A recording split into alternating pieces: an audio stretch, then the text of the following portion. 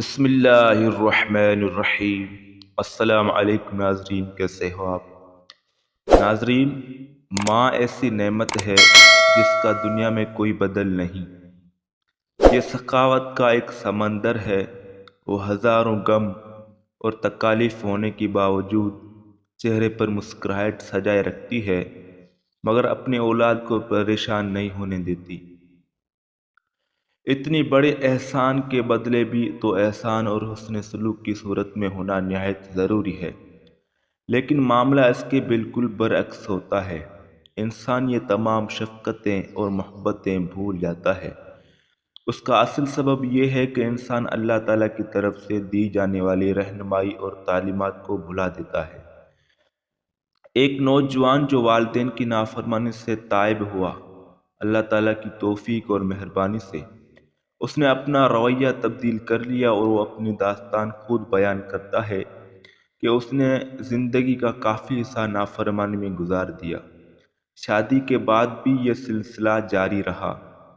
وہ والدہ کے سامنے اونچی آواز سے بولتا اور سخت کلام کرتا تھا۔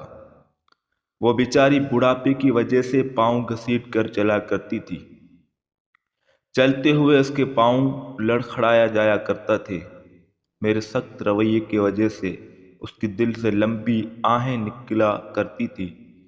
زبان پر صرف یہی الفاظ آتے تھے کہ میرا یہ بیٹا بڑا ہی غصے والا ہے، بہت جلد غصے میں آ جاتا ہے۔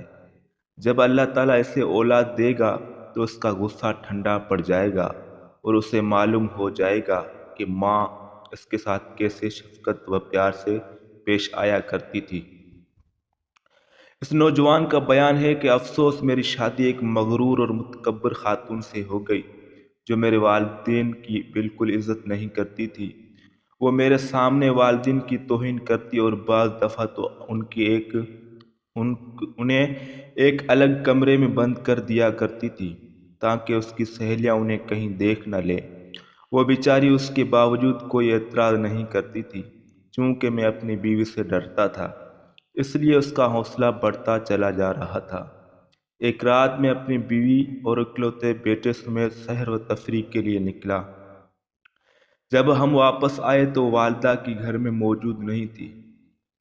والد محترم کے بتانے سے معلوم ہوا کہ وہ تو شدید بیمار ہیں، اور ہمسائے نے اسے قریبی ہسپتال میں منتقل کیا ہے، اور اس کی حالت بڑی نازک ہے۔ اسپتال جانے لگا تو باپ کے سامنے ہی بیوی نے مجھے پکڑا اور دروازہ بند کر دیا اور کہا کہ اب آرام کرو، صبح دیکھا جائے گا۔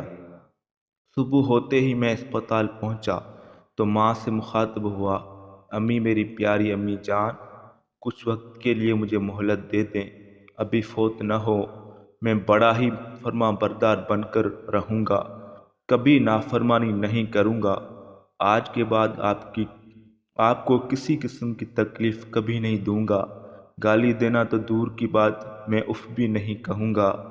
ادھر والدہ صدموں کے تاب نہ لاتے ہوئے اللہ تعالیٰ کو پیاری ہو چکی تھی۔ اب مجھے ساری بات سمجھ آ چکی تھی۔ میں نے اللہ تعالیٰ سے اپنے گناہ کی معافی مانگی، نافرمان بیوی کو طلاق دے دی، اب ساری زندگی اپنے والد اور چھوٹے بیٹے کی خدمت کے لیے وقف کر دی۔ اللہ تعالیٰ سے دعا ہے کہ وہ میری والدہ کو بخش دے اور میری غلطیوں سے درگزر فرمائے، اور اپنے فضل و کرم سے تمام فوت ہونے والے مسلمانوں کو معاف فرما کر جنت کا حقدار بنا دے۔